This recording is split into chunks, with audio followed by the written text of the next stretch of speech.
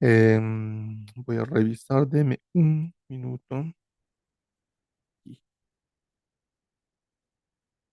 listo, ahora sí. Ahora sí me están escuchando. Muy bien. Entonces, vamos a empezar nuevamente con nuestra presentación. Bueno, hoy nos toca hablar sobre la preparación del plan de diagnóstico de 7 pasos. Este capítulo es parte del curso completo del método de diagnóstico EDP que hemos desarrollado en Mentor Profesional. El enlace para ver los detalles de este curso lo tienen junto a los comentarios o a la descripción de este video. ¿Ok? Además, junto con este enlace, hay otro enlace para que puedas descargarte este libro. Es el libro del resumen del método de diagnóstico de 7 pasos. ¿Ya? El curso completo es el curso de método de diagnóstico EDP. ¿Ok? Esto es el curso completo. Dentro de este curso está el método de diagnóstico de 7 pasos y para esto vamos a utilizar este libro. Este libro lo puedes descargar gratuitamente de la fanpage de Facebook. Junto a la descripción del video aquí en YouTube también encuentras este enlace. Son 26 páginas donde explicamos cada uno de los 7 pasos y las diferentes fases en las cuales se van a distribuir los 7 pasos. ¿Ok? Entonces, em, ayer, en la sesión anterior, en el video anterior, hemos hablado sobre los errores más comunes que em, comete un técnico sin experiencia. Yo conté una experiencia mía de cómo realicé una evaluación erróneamente y eso fue porque yo no tenía una estrategia de diagnóstico correcta. Ahora sí lo tenemos y bueno, eso se los estamos compartiendo. Entonces, vamos a hablar sobre la preparación del plan de diagnóstico de 7 pasos. Este curso, este módulo, ¿ya? Tiene 4 capítulos. Hoy vamos a hablar sobre los capítulos 1 y capítulos 4, ¿no? O sea, introducción al diagnóstico, la diferencia entre principiantes y expertos, y vamos a hablar sobre métodos de análisis preliminar. Hay dos métodos que se utilizan. Las estrategias y localización de solución de problemas, que son 6 tipos de enfoque, y las habilidades del diagnosticador experto. Esto, estos 2 capítulos los desarrollamos dentro del aula virtual del curso completo, ¿vale? Entonces, hoy día vamos a hablar capítulo 1 y capítulo 4. Primero veamos el concepto entre diagnosticador, o qué es diagnóstico, introducción al diagnóstico, y luego vamos a ver la diferencia entre diagnosticador principiante y experto. Entonces, para reparar un equipo rápida y correctamente es importante usar un enfoque sistemático, o sea, un plan estratégico, ¿ya? Donde haya un procedimiento, donde tengas una guía de dónde empezar, cómo seguir y cómo terminar. ¿Ok? Ese es el plan de 7 pasos. Y aquí, por ejemplo, tenemos los 7 pasos, ¿no? Que están distribuidos en 4 fases. En la fase uno, por ejemplo, está el paso uno y el paso 2. En la fase 2, que es aislar, está el paso 3 y el paso 4, y así sucesivamente. Si uno se acostumbra a trabajar de manera ordenada y metódica, tengo por seguro que van a lograr realizar los trabajos de evaluación en un menor tiempo y además van a aumentar su efectividad. Entonces, aprender el proceso de localización y solución de problemas puede ser una tarea difícil debido a que cada técnico aprende de modo diferente y no todos tienen el mismo nivel. Sin embargo, al ser un proceso lógico, todos los técnicos pueden mejorar sus capacidades de diagnóstico, ¿no? Entonces, nosotros tenemos este plan lógico, esta guía que cualquier técnico puede seguir y tener resultados exitosos al momento de evaluar. Un proceso eficaz de diagnóstico y localización y solución de problemas reduce el reemplazo innecesario de piezas, reduce la pérdida de tiempo en procedimientos de diagnóstico innecesarios y evita la insatisfacción del cliente por fallas o reparaciones incompletas. Es lo que todos queremos, ¿no? Si tú quieres, si trabajas en una empresa como empleado y quieres em, un aumento o aumentar o subir de nivel dentro de la empresa, pues necesitas demostrar tus conocimientos y ser un técnico eficaz. O si trabajas en una empresa independiente y realizas trabajos a clientes que tienen maquinaria pesada, necesitas realizar una evaluación y reparación en el menor tiempo posible, utilizando la menor cantidad de repuestos, ¿no? Y que el trabajo quede, que la reparación dure buen tiempo. Entonces, para esto es el método de diagnóstico EDP. Las diferencias entre un diagnosticador principiante versus un diagnosticador experto. Uno principiante tiene un poco conocimiento del sistema, o sea, del funcionamiento de las máquinas, ¿no? Luego, actúa más por instinto que por lógica, ¿no? Entonces, un diagnosticador sin experiencia utiliza conocimientos vagos, se guía por ideas preconcebidas y solamente trata de adivinar dónde puede estar la falla. Uno principiante no conoce ni usa las fuentes. ¿Cuáles son las fuentes? Las fuentes son los medios donde encuentras la información. Una fuente fundamental que cualquier técnico tiene que tener instalado en su laptop, sí o sí, es el SIS, el SysCat. El SIS es como una biblioteca de Caterpillar donde está toda la información de especificaciones, pruebas y ajustes, de funcionamiento, de guías de evaluación, los esquemas hidráulico y eléctrico, etcétera, ¿no? Todo esto. Y nosotros podemos ayudarte a la instalación también. Puedes ponerte en contacto con nosotros. Un técnico sin experiencia no conoce ni usa las pruebas. Pruebas nos referimos a las pruebas de eh, toma de presiones, toma de temperatura, pruebas de corte de cilindros, etc.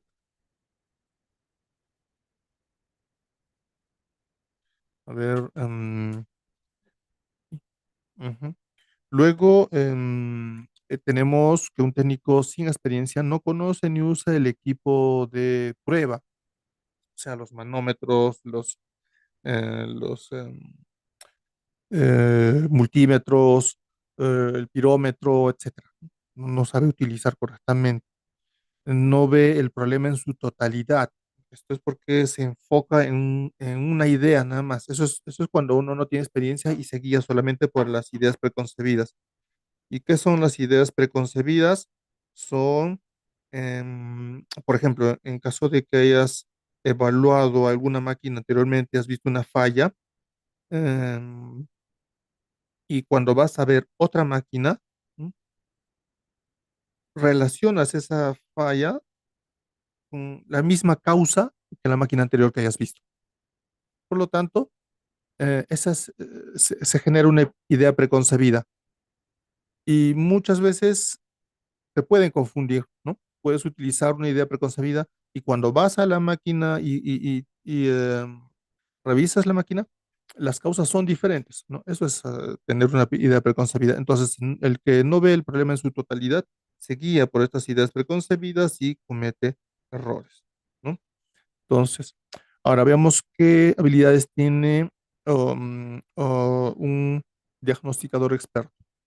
Tiene conocimiento excelente del sistema, ¿no? Sabe cómo funciona cada sistema, motor, sistema hidráulico, sistema eléctrico, etcétera, ¿no?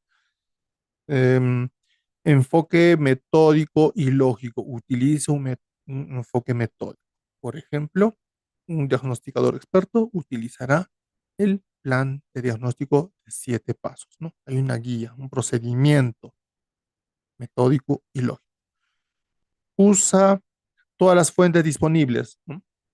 Va a usar las fuentes como el SIS, los manuales de servicio, no solo en los manuales, ¿no? También podrías consultar con otro técnico, con algún especialista, otros técnicos o compañeros, con el supervisor, etcétera, ¿no? Hay muchas fuentes de donde uno puede encontrar información. Sabe qué pruebas deben realizarse. Claro, al tener un plan de diagnóstico, em, sabe qué pruebas tienen que realizarse y dónde buscar la información. ¿Dónde se busca la información? Las especificaciones, los procedimientos en el SIS. Luego tenemos, sabe cómo usar el equipo de prueba, o sea, sabe cómo utilizar los manómetros, los multímetros y utilizarlos correctamente. Ve el problema en su totalidad. Justo ahora vamos a ver en el siguiente capítulo cómo es que un técnico experto utiliza un mapa mental para poder ver el problema en su totalidad y enfocarse en un punto. Vamos a ver.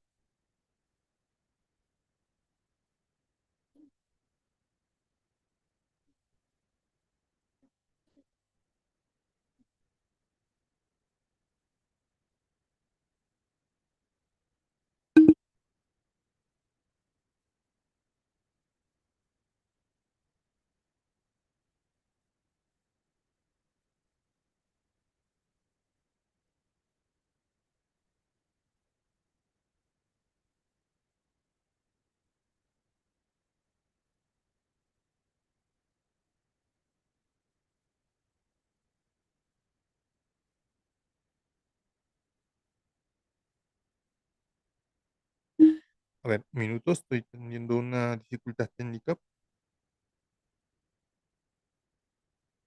y continuamos. ¿Ok?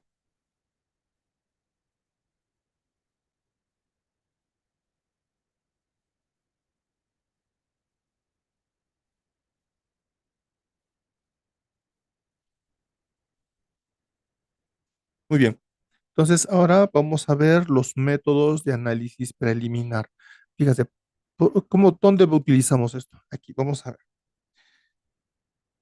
Tenemos el paso uno y paso 2, donde nosotros tenemos que em, recibir información del cliente, entrevistar al operador, em, recibir información de, por ejemplo, el historial de mantenimiento, em, historial de reparaciones que se ha hecho a esta máquina anteriormente. Luego realizamos una inspección visual, ¿no? Y definimos la falla. Reconocemos que realmente la falla existe, ¿no? Es importante reconocer que sí existe la falla, porque muchas veces pasa que el operador no tiene mucha experiencia en la máquina, utiliza otra configuración y interpreta que hay una falla. Entonces, aquí en la primera fase de investigar, primero confirmamos que la falla existe y luego realizamos una mm, inspección alrededor de la máquina, una inspección rápida, porque muchas veces solamente es cuestión de inspeccionar, porque puede ser que haya un nivel bajo de algún fluido, algún conector suelto, un perno suelto, ¿no? Y con eso ya se soluciona rápidamente, ¿no? Antes de pasar a hacer pruebas y trabajos avanzados, ¿no? En esta primera fase se puede muchas veces encontrar la falla. ¿Ok? Entonces aquí definimos la falla. Una vez que tenemos definido cómo está fallando, ¿no? En qué condiciones, ¿sí? Pasamos a la siguiente fase, que es aislar. Y aquí, justo en el paso número 3 dice hacer un listado de posibles causas. Aquí es donde va a servir el método de análisis preliminar. ¿Ya? Ahí nos va a servir. ¿Por qué? Porque una vez que tenemos un listado, este listado lo tenemos que ordenar. ¿Ya? Una vez que lo tenemos ordenado, según las prioridades, según los sistemas, empezamos a realizar las pruebas. ¿Ya? Hacemos las pruebas en la máquina. Entonces, tenemos dos métodos preliminares de análisis. Primero tenemos el método de mapas mentales. Los mapas mentales es un flujograma, ¿no? Donde te ayuda a guiarte paso a paso cómo ir avanzando em, en el proceso de diagnóstico y reparación. ¿Ok? Vamos a ver aquí. Aquí está. Entonces, esta hoja la he dividido en dos. Acá tenemos la primera parte, la parte superior, donde tenemos en la fase mental tenemos el espacio de definición del problema. Recuerda que se tiene que definir correctamente el problema para poder realizar las evaluaciones. Y luego tenemos el espacio del problema donde vamos a realizar la lista de posibles causas y las vamos a ordenar para realizar las pruebas en la máquina. Aquí en el flujograma podemos ver que al inicio pues recibes la indicación del cliente, ¿no? De la falla. Reconoces la falla. Una vez que reconoces la falla, recibes información del problema. O sea, eh, haces la entrevista al técnico, al operador, al dueño sobre el mantenimiento que se le ha hecho en la máquina la última vez que se le hizo, si el personal que le hizo el mantenimiento está capacitado y sigue procedimientos adecuados, si em, desde cuándo desde cuándo se presenta esta falla, cuántas veces se le ha intervenido por la misma falla, verificas si el operador está operando correctamente la máquina, ¿no? Toda esta información la recibes aquí, ¿no? Información del problema.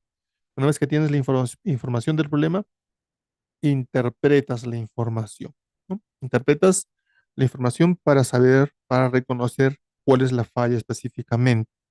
Y una vez que tienes esta información y interpretas el problema, te haces la siguiente pregunta. ¿Puede la causa de la falla ser identificada? ¿No? O sea, con la información que tienes aquí, que has recibido, con tu análisis que has hecho, puedes decir que con esa información que tienes a la mano, se puede identificar la falla o es muy difusa la información. Si tu respuesta es no, entonces volvemos a la parte superior y seguimos indagando sobre la falla, ¿no?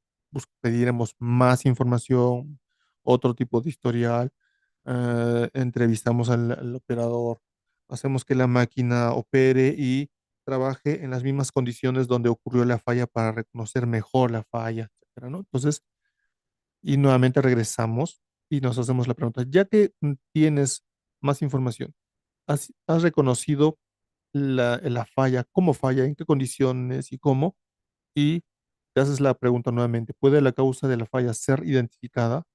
Si tu respuesta es sí, entonces pasamos al siguiente paso, que es el espacio del problema, donde buscamos la solución, donde primero vamos a generar la lista de posibles causas. ¿Ok? Al generar la lista de posibles causas, luego esta la tenemos que ordenar. Aquí, por ejemplo, vamos a utilizar el método de Ishikawa, ¿eh? O el método de espina de pescado. Ven, Roto, ven, Roto.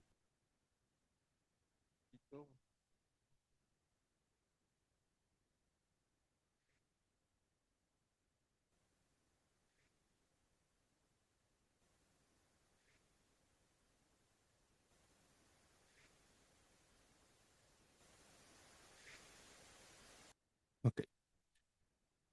Listo, entonces realizamos nuestra lista de posibles causas. Luego bajamos a la siguiente parte, la siguiente fase. Una vez que tenemos la lista de posibles causas, buscamos información de cómo realizar las pruebas. O sea, vamos por ejemplo, los manuales de servicio del SIS, los manuales de pruebas y ajustes, los manuales de especificaciones, los formatos AT2, AT1. Entonces buscamos la información y con esta información interpretamos la información para evaluar, para hacer las evaluaciones, para tomar las presiones, medir velocidades, temperaturas, etcétera, ¿no? Y una vez que hemos recolectado la información, hemos realizado las pruebas, ¿no? Y con los resultados que hemos obtenido, nos hacemos la pregunta, ¿puede ser realizada puede ser realizada la evaluación o la prueba. O sea, tienes las herramientas, tienes los conocimientos, tienes los procedimientos. Si no tienes esta información, entonces regresas y nuevamente interpretas la información. Porque si no tienes, pues, ¿no?, las herramientas, no tienes la experiencia, los conocimientos, entonces, ¿qué puedes hacer? ¿Vas a avanzar? No, ¿no? O pedirás ayuda de otro técnico o buscas más información para ver otras formas de realizar la prueba con las herramientas que tú tienes, ¿verdad? Entonces, si tu respuesta es sí, avanzas, ¿no? En la siguiente fase está la fase te haces la pregunta, ¿se encontró la causa raíz del problema? O sea, con las pruebas que has hecho, ¿no? Con las pruebas que has hecho, con los resultados que has encontrado, se, puedes decir que se encontró la causa raíz. Si es así, pues has terminado el trabajo, ¿no? Hacer la reparación y terminó. Pero si no se ha encontrado la falla, pues tendrás que regresar nuevamente hasta la parte de definición del problema y nuevamente tendrías que hacer otra lista o una lista mejorada de posibles causas, ¿no? Entonces, pareciera un poco mm, em, difícil, ¿no?, aplicar una estrategia metódica. Quizá al principio resulte cansado, ¿no? Seguir un procedimiento, un flujograma. Pero la idea es que tengas mentalmente una guía de un método lógico. Al principio puede ser cansado, pero una vez que ya tienes la experiencia, ¿no?, cuando ya se te queda como un hábito, créeme que vas a poder realizar los trabajos de una manera mucho más metódica y efectiva. ¿Ok? Entonces, ahora, otro esquema que se utiliza, que utilizamos también, es el método de esquema de funcionamiento. Fíjate acá, acá tengo dos esquemas y ambos me indican el flujo de funcionamiento del sistema. ¿Qué tengo aquí? Tengo aquí un esquema de símbolos y aquí tengo un esquema de funcionamiento. En el esquema de símbolos tengo el sistema de giro de una excavadora, ¿no? Los que conocen la máquina, esta es una 336DL y tenemos aquí el sistema de giro.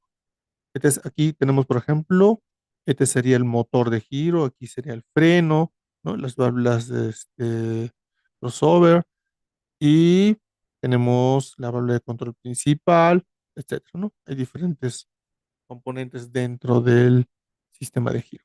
Y en este lado tengo el esquema de funcionamiento paso a paso. Esto principalmente lo aplicarías cuando tienes un problema complicado.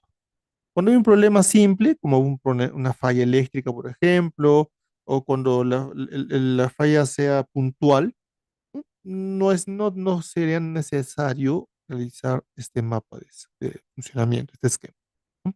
Pero si encuentras que el problema es un poco más complicado, es una máquina más grande, entonces sí sería ideal que te crees este esquema que te va a servir como guía. Fíjense cómo está hecho. Aquí lo tengo. Por ejemplo, aquí está, aquí, este es el mapa completo y lo vamos a dividir en dos partes para que pueda entrar dentro de la pantalla. Aquí, en la primera parte, tengo el esquema de funcionamiento del circuito de giro de la excavadora, del giro de la tornamesa. ¿Ok? Entonces, vamos a ver el flujo de funcionamiento. Fíjense, aquí tenemos el tanque hidráulico, ¿no?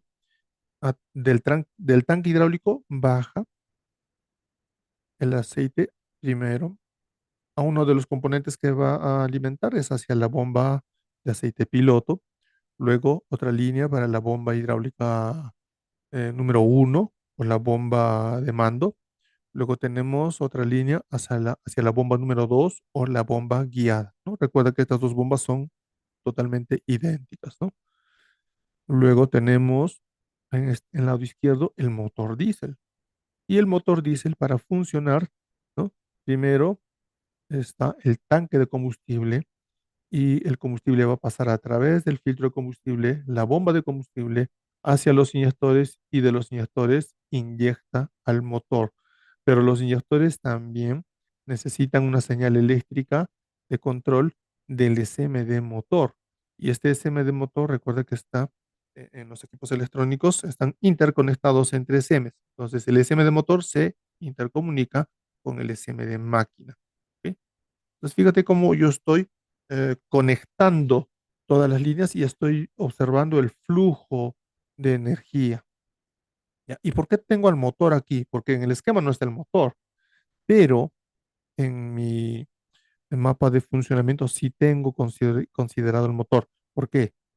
Porque cuando tú evalúes un sistema, por ejemplo, un sistema hidráulico, un sistema de tren de fuerza o de otro accesorio, para evaluar cualquiera de estos sistemas, necesitas tener el motor al 100%.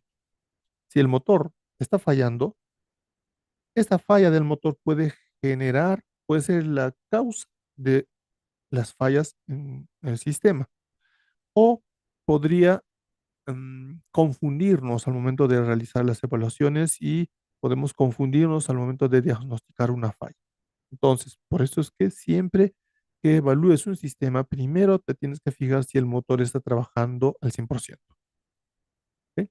Entonces, aquí tenemos el motor que recibe la inyección del motor. Ahora, el motor incluso, también acá hay una línea del filtro de aire, ¿no? O sea, ¿qué quiere decir? Que también dentro de mi evaluación, al momento de evaluar el motor, tendré que fijarme, ¿no? Que tengo combustible de buena calidad, limpio, que mi filtro de combustible no está obstruido, que la bomba esté funcionando correctamente, que los inyectores estén correctamente funcionando, que el filtro de aire esté limpio para que tenga un buen funcionamiento del motor, ¿no?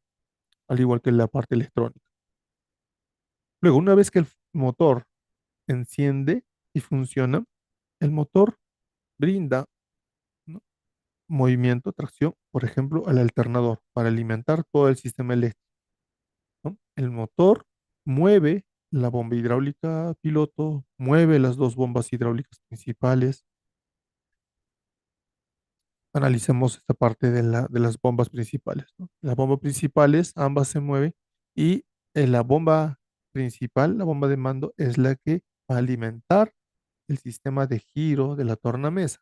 Entonces, baja hacia la válvula de alivio principal, luego baja a la válvula de marcha recta. Vamos a bajar. Aquí está marcha recta, baja hacia la válvula check de carga, luego baja hacia la válvula de control principal, ¿ok? No, mire, nos quedamos aquí.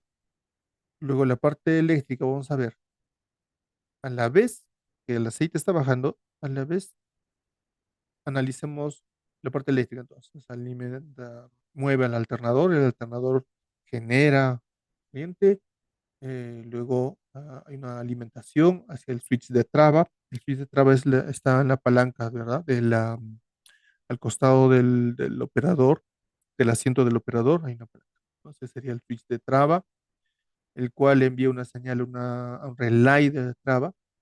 Esta señal, este relay, envía una señal a un solenoide, ¿ya? De válvula de traba. Y luego esto permite el paso de aceite a la válvula de traba hidráulica. Esta presión de aceite baja hacia la válvula de solenoide de freno de giro. Fíjate, acá hay un solenoide, ¿ya? Ahora, para que accione este solenoide, necesito una señal del DC hacia el solenoide. Y una vez que se energiza el solenoide, la válvula se acciona y envía aceite ¿a dónde? Al freno de giro. ¿Ya? En la tornamesa hay un freno. Cuando no mueves ningún implemento, este freno se activa, ¿no? Corta la alimentación de aceite aquí, este freno se activa y la tornamesa no gira. Pero apenas muevas cualquier implemento, pasa esta presión de aceite, se energiza acá, pasa el aceite y el aceite llega al freno y libera el freno, ¿ok? Va a liberar el freno. Ahora, em, ¿qué más? Vimos que aquí tenemos la válvula de control principal. Entonces, aquí tenemos la válvula de traba hidráulica, ¿no? Que bajaba aceite hacia el solenoide. Pero también hay una ramificación, ¿ya? Que envía aceite al múltiple de válvulas de control, que esto envía aceite de piloto hacia los joysticks, ¿ya? De los joysticks para mover el giro del tornamesa, envía una señal hacia la válvula principal. La válvula principal mueve el spool del giro y envía una señal al motor hidráulico de giro. Ahora fíjate acá, el motor quiere girar, el motor hidráulico quiere girar, pero no va a girar mientras no se libere el freno de giro. Una vez que se libere el freno de giro, entonces el movimiento del motor pasa, ¿no? La energía va a circular y llega hacia los engranajes del cojinete de la máquina y tenemos el giro, se produce el giro, ¿ok? Entonces, como ven, aquí tenemos el flujo de movimiento o el flujo de energía. Si yo tengo claro el funcionamiento de la máquina y sé qué válvulas, qué solenoides, qué partes de la máquina exactamente están interviniendo en el movimiento, en el trabajo de giro de la máquina, entonces esto me da una buena idea al momento de evaluar y saber en qué puntos yo tendría que evaluar. Cuando hago mi lista de posibles causas, ahí voy descartando y revisando ciertos puntos, ¿no? Revisaré el filtro de piloto si es que se necesita, le tomaré presión al sistema piloto para saber si la presión está pasando, verificaré si hay una alimentación aquí en el alternador para ver si se está alimentando la parte eléctrica de la máquina, ¿sí? Verificaré si el motor está trabajando correctamente. Puede ser que todo esté funcionando bien acá, pero puede ser que aquí, ¿no? Que este solenoide haya fallado. Envía señal eléctrica LSM, pero el solenoide no trabaja, por lo tanto no abre, no libera presión de aceite y no libera el freno. Entonces, al tener este mapa de funcionamiento, este esquema de funcionamiento, nos puede dar una mejor idea de en qué puntos y qué pruebas tengo que realizar. ¿Vale? Muy bien. Una vez que yo tengo este mapa mental o este esquema de funcionamiento, puedo ir al paso número 3, ¿no? Según el problema que yo he identificado. Ya identifiqué qué problema tiene. No gira la tornamesa, ¿ok? Muevo los implementos y no me gira la tornamesa, ya sé. Ya sé cómo funciona todo el sistema, ¿no? Ya tengo entendido qué elementos eh, trabajan para tener el giro de la tornamesa. ¿Ok? No es que tengo esto. Entonces, ya identifiqué la falla, ya tengo la información. El siguiente paso, paso número 3 del diagnóstico, es hacer una lista de posibles causas. Aquí es donde trabaja este esquema de funcionamiento, ¿no? Según el funcionamiento, yo hago mi lista de posibles causas. ¿Qué puede estar pasando? Puede ser una señal eléctrica, puede ser falla del motor, puede ser falla del sistema piloto, puede ser falla del sistema hidráulico principal. Entonces yo voy a hacer una lista de causas, posibles causas. Y esa lista de posibles causas la tengo que ordenar. ¿Dónde la ordeno? Utilizo el método de causa-efecto, ¿no? O llamado espina de pescado, ¿ya? Aquí se organiza todas las posibles causas en grupos principales y el equipo discute los resultados añadiendo o descartando causas, ¿no? Si trabajas solo, pues lo harás solo, y si trabajas en equipo, siempre pide ideas de tus compañeros, ¿no? No importa qué causa crean, cualquier idea es válido. Ya una vez que tienes el método de causa-efecto, empiezas a analizar estas causas y descartas algunas y las que son más probables las dejas, ¿no? Entonces, Lo importante es tener todas las ideas posibles. ¿Cómo se trabaja, por ejemplo, aquí? Fíjense, antes de avanzar, en este caso tengo un esquema, ¿ya?, de funcionamiento de un generador. Esta parte que estoy señalando es el motor de combustión y esta línea es del área del generador, ¿ya? El generador. Entonces, fíjate acá. Aquí podemos ver el funcionamiento. Acá tenemos un switch remoto, un switch de activación para iniciar, para energizar el equipo y arrancar, ¿no? Una vez que llega energía al relé, este relé distribuye la energía para el rectificador del generador, ¿ya? Este es un motor de combustión de chispa, así que tenemos una bobina, ¿verdad? Entonces la bobina para las bujías se energiza el solenoide de arranque del arrancador y tenemos energía para la bomba de combustible, ¿no? En este lado, la bobina se energiza. Esta bobina está sincronizada con el motor, ¿verdad? Y de acuerdo a la posición del motor, envía una corriente hacia las bujías, ¿no? Flux son bujías en inglés. Tenemos aquí el solenoide energizado que envía una señal al motor de arranque. El motor de arranque hace girar al motor. Run es el arranque, ¿ya? Y al momento de girar, entonces, según el movimiento, tenemos, según la sincronización, ¿no? Tenemos la chispa en las bujías. Ahora analicemos este lado derecho.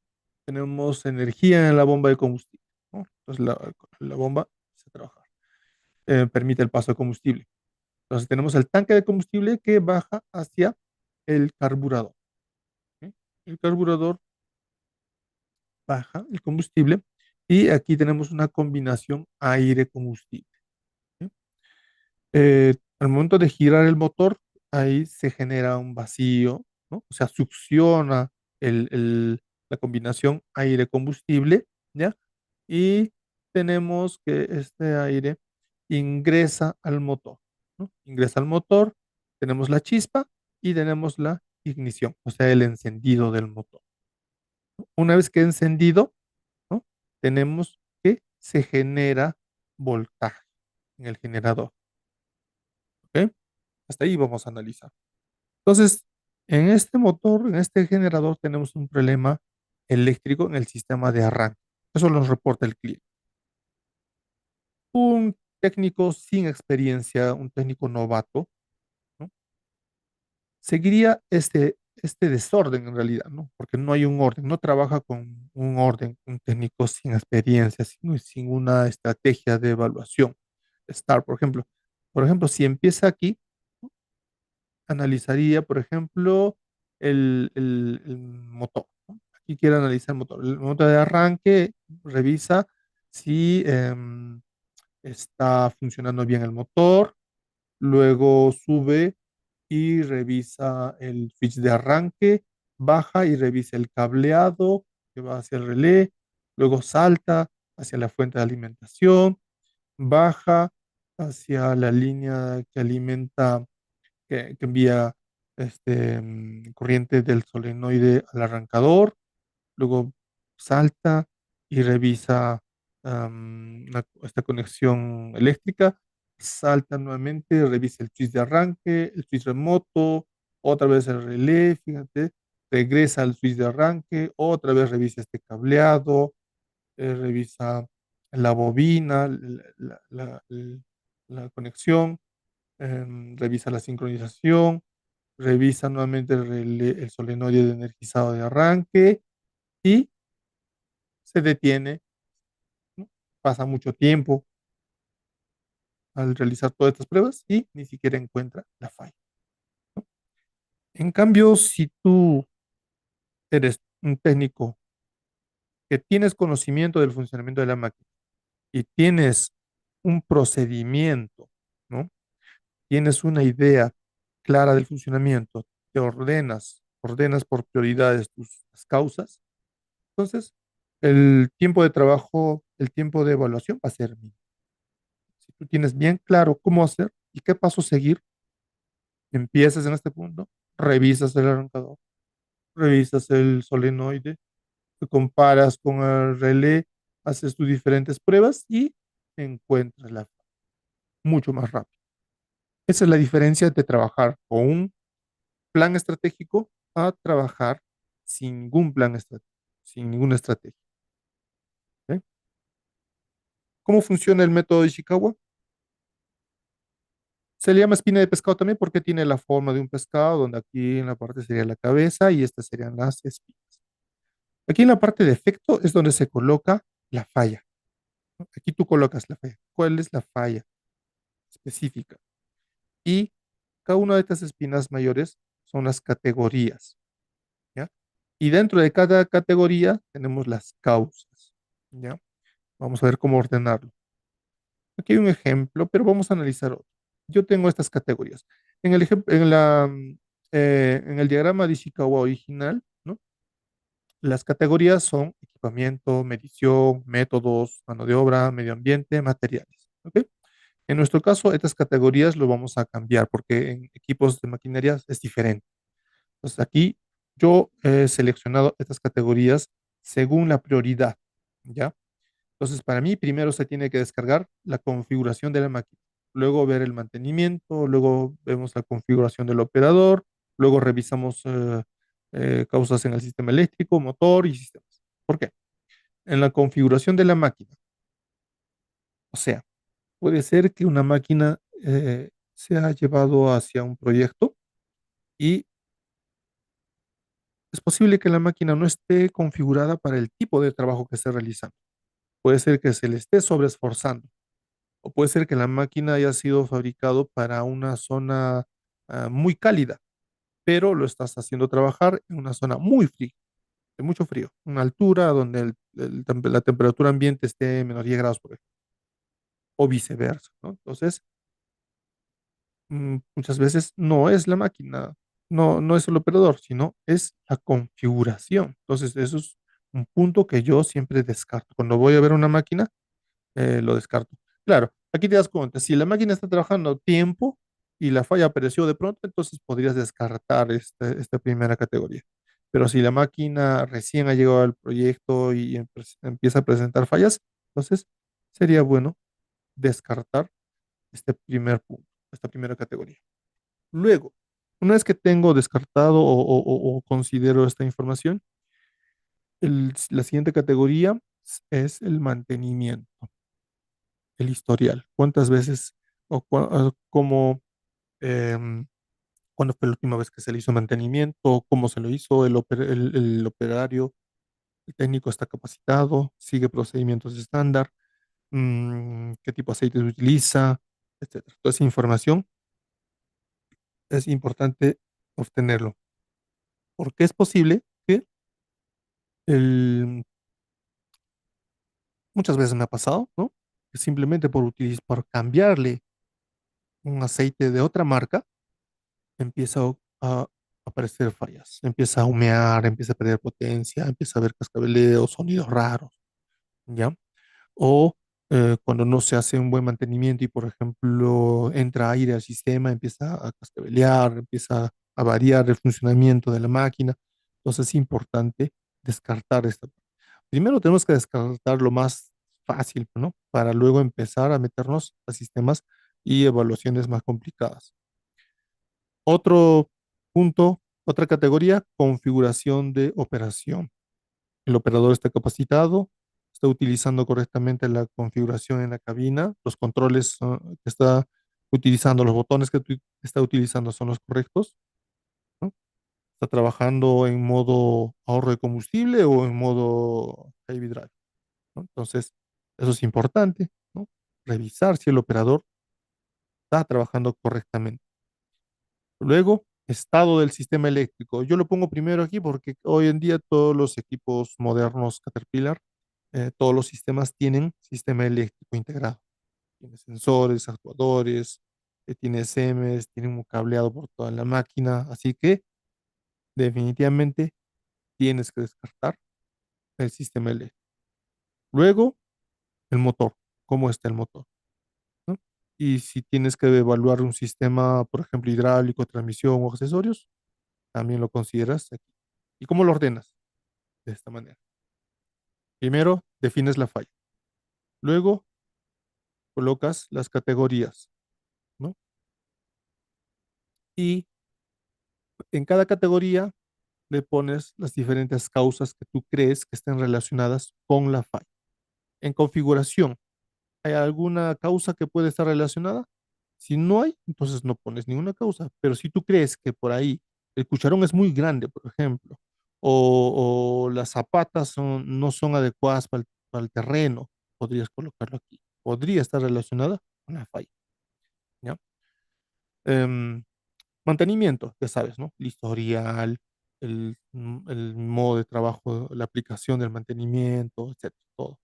Lo que esté relacionado con la falla, ojo, ¿no? No vas a colocar causas que no tienen nada que ver. Pero igual, lo puedes colocar y luego haces un análisis y lo descartas nada más, no hay problema, ¿no? Entonces, eso es importante, ¿no? Antes, no descartar ninguna idea. Todas las ideas que tengas, las colocas. Una vez que las tienes, haces un filtro y descartas las que definitivamente no tienen nada que ver, ¿ya? Entonces, configuración de operación. El operador no tiene experiencia, ¿no? Posiblemente, ¿no? Tú le haces preguntas y no responde, entonces podría ser una causa que no esté operando correctamente, por ejemplo. Estado eléctrico, ¿no? Revisas códigos activos, códigos registrados en el sistema, ves cables que están empalmados con cinta, que ves que están dañado el mazo de cables, entonces podrías colocar como tus posibles causas. El motor, ¿no? Ves que el filtro está sucio, yo qué sé, ¿no? De acuerdo a tu inspección, observas algunas cosas y colocas aquí. O si tienes que evaluar un sistema, por ejemplo, hidráulico, colocas, ¿no? Tus posibles causas para que ocurra esta falla, ¿no? Entonces, ahora, ¿y cómo sé qué causas colocar? Recuerda, ¿no? Que justamente necesitas saber cómo funciona un sistema y lo ideal, ¿no? Saber interpretar un esquema hidráulico. Si es posible, que creas un esquema de funcionamiento para saber cómo se interrelacionan todos los componentes y de acuerdo a eso, al momento de realizar tu lista de posibles causas, los puedes colocar y ordenar. Y esto, todas estas posibles causas, vamos a ordenarlas. ¿Cuál voy a intervenir primero? ¿Esta? ¿El motor? ¿Configuración? ¿El mantenimiento? ¿Cuál? Entonces vamos a ordenar, ¿no? Esta hoja vacía, se los estoy compartiendo, está dentro del aula virtual. Los que adquieren el curso tienen acceso a este documento para que lo puedan descargar, imprimir y lo tengas impreso para que te sirva de hoja de trabajo. Entonces, tengo este Excel. Con este Excel vas a poder ordenar la prioridad de atención. O sea, a qué, a cuál de las causas le doy primero atención? Siempre se tiene que atender lo más fácil, ¿ya? Luego lo más difícil, escalonadamente. Ahora, para esto yo tengo un Excel que también dentro del aula virtual se los comparto. Este Excel me va a ayudar a determinar qué cuál de las causas son las que voy a atender primero, ¿no? Aquí, por ejemplo, configuración de la máquina. Yo le pongo esta causa, dos, tres, puede ser cuatro. Si quieres, le aumentas mm, otra fila, ¿no? Y simplemente copias y ya tienes otra fila y escribes las causas, todas las que se te ocurran. Luego, una vez que tienes las causas aquí, en todo el sistema, en todo el cuadro, lo seleccionas aquí, ¿no? Primero le pones el nivel de prioridad o el nivel de posibilidad de la falla. O sea, por ejemplo, ¿no? Si ves que ¿cómo lo clasificamos? Uno tiene alta prioridad o alta posibilidad de que esta causa sea el causante del problema, ¿no? Entonces, si tiene alta probabilidad, le pones uno. Si tiene baja, crees que tiene baja prioridad, le pones 3, ¿no? Uno, alta probabilidad de que sea el causante de la falla. 3, baja probabilidad. Y así en todos, ¿no? Estos tienen, para mí tienen alta probabilidad, este tiene intermedio, este tiene muy baja probabilidad y así los seleccionas. Luego, escoges aquí, igual, lo clasificas. Uno, si el trabajo es fácil de hacer. Y 3, si el trabajo es difícil de hacer. ¿Cómo lo interpretas? Aquí está. Uno, si se realiza una inspección visual, revisar el monitor, medir una temperatura, medir una velocidad, eso es fácil, ¿no? No necesitas instalar ninguna herramienta, ningún procedimiento complicado. Entonces, si realizas este trabajo para descartar esta causa, entonces le pones como uno, ¿no? Facilidad de trabajo.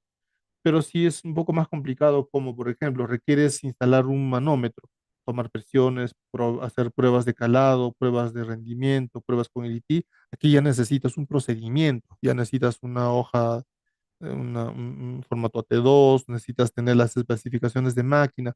Entonces aquí ya es la facilidad se mm, reduce, ¿no? Más difícil hacerlo y ya sería un nivel 2.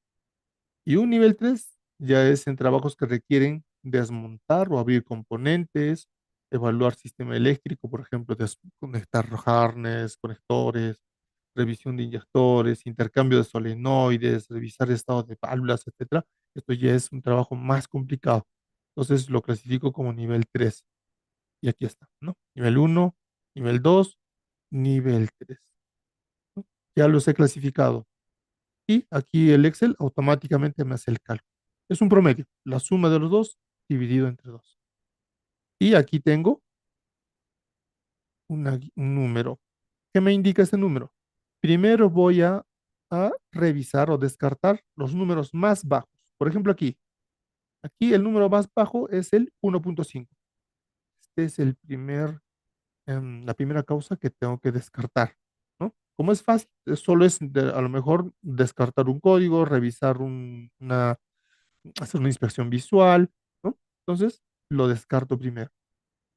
Luego, descarto el siguiente. Una vez que tengo descartado esta cosa, voy por el siguiente, 1.5, ¿no? De ahí que sigue el 2. Entonces, este sería el siguiente paso, ¿no?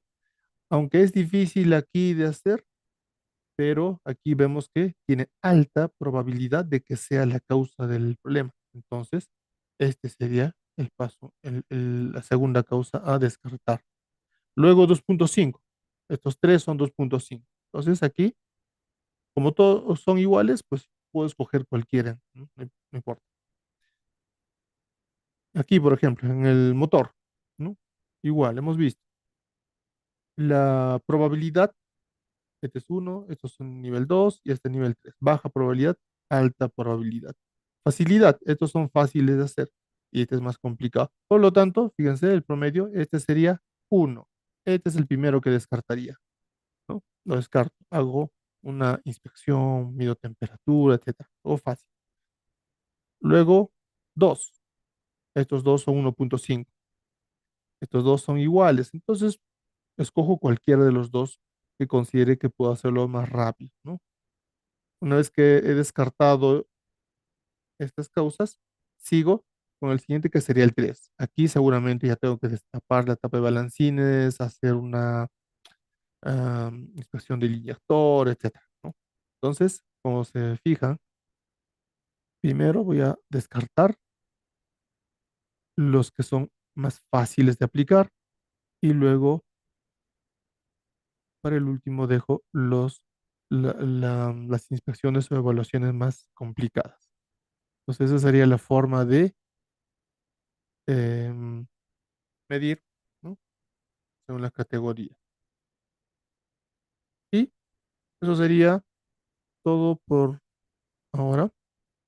De esta manera, yo teniendo estos dos métodos prácticos, ¿no? Como el método de el mapa mental y el método de causa y efecto.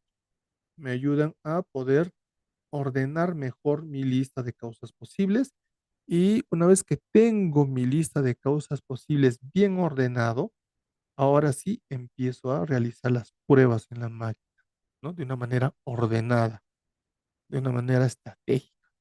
Y de esa manera puedo reducir un montón de tiempo, puedo evitar revisar toda la máquina, como aquí, ¿no? Como este técnico. Vemos que un técnico novato, pues va a revisar toda la máquina prácticamente, ¿no? En cambio, un técnico experto con una buena estrategia de trabajo sabe dónde tiene que revisar, se enfoca bien y realiza las pruebas precisas y efectivas. Esa es la diferencia entonces entre trabajar de una manera estratégica y trabajar de una manera metódica. Espero que les haya servido esta información. Cualquier consulta pueden dejarlo en los comentarios y yo estoy atento a sus comentarios y les voy a responder apenas vea alguna consulta. ¿Mm? Bueno, si al principio no tenía audio, disculpen a todos. Fue un error mío, pero ya creo que hemos completado la transmisión de manera correcta. Bueno, entonces la siguiente, el siguiente capítulo, en el siguiente capítulo vamos a hablar sobre el método de diagnóstico de 7 pasos y vamos a hablar sobre la fase número 1, fase de investigación. ¿Ok? Entonces, atentos, el día de mañana tenemos la siguiente transmisión. Vamos a evaluar la fase de investigación. ¿Cómo investigamos adecuadamente para definir claramente el problema y de esta manera poder realizar un buen análisis y tener los pasos que vamos a realizar para hacer las evaluaciones? ¿Ok? Muy bien, entonces comparte esta información, comparte este video y déjame tus comentarios. Muchas gracias a todos.